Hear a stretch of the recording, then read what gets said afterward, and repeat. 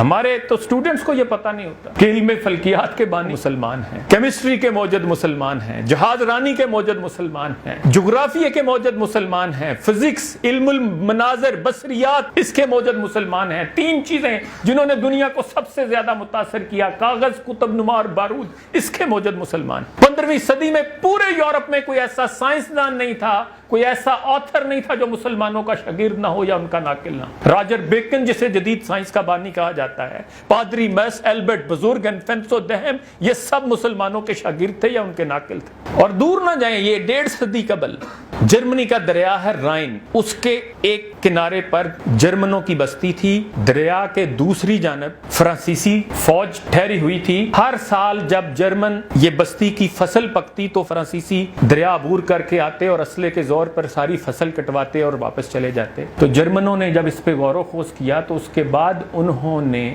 سلطنت عثمانیہ کے خلیفہ کو خط لکھا کہ آپ سلطان ہیں، آپ ساری دنیا میں عدل کرتے ہیں، اپنا لشکر بھیجئے تاکہ ہمیں اس فرانسیسیوں کے اس ظلم سے نجات ملے۔ اور سلطان نے اس پہ غور و خوض کیا اور اس کے بعد ایک بورے میں کچھ وردیاں بھر کے عثمانی فوج کی ان کو بھیجیں اور ساتھ خط لکھا، اور اس خط میں لکھا تھا کہ فرانسیسی بزدل ہیں، ان کے لیے سلطنت عثمانیہ کے ینیچری، یہ ان کے دستے کا فوج کا نام تھا، ان کے لیے ینیچری دستہ بھیجنے کی ضرورت نہیں ہے، ہماری وردیاں ہی ان کے لیے کافی ہیں، اپنے کسانوں کو یہ وردیاں پہنا دیں۔ انہوں نے وہ وردیاں پہنا دیں تو فرانسیسی فوج بھاگ گئی، اور اس کے بعد انہوں نے اپنے قصبے کی سب سے بلند عمارت پر عثمانی فوج کا جھنڈا آویزاں کیا، اور ہر سال اس واقعے کی یاد میں وہ میلہ منعقد کرتے رہے۔ ہلاکو خاں محمود غزنوی کی قبر پر آتا ہے اور لات مار کر کہتا ہے کہ سر از قبر بر کن تماشا ببیں،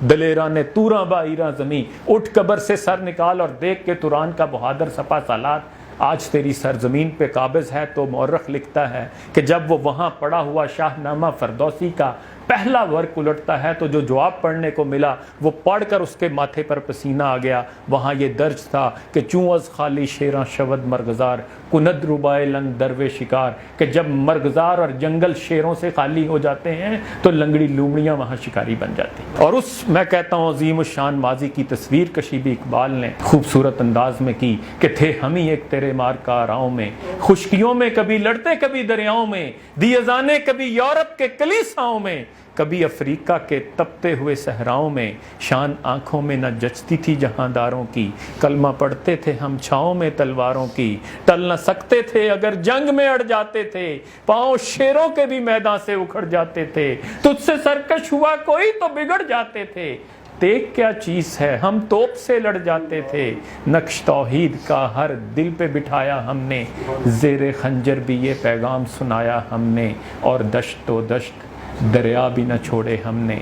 بحر ظلمات میں دوڑا دیے گھوڑے ہم۔ یہ ہمارا ماضی تھا۔ اور پھر اقبال ہمیں شرم دلاتے ہیں کہ تھے تو آباب وہ تمہارے ہی، مگر تم کیا ہو ہاتھ پر ہاتھ دھرے منتظر فردا، تجھے آبا سے اپنے کوئی نسبت ہو نہیں سکتی، کہ تو گفتار وہ کردار، تو ثابت وہ سیارہ، گوا دی ہم نے جو اسلاف سے میراث پائی تھی، سریا سے زمیں پر آسمان نے ہم کو دے مارا۔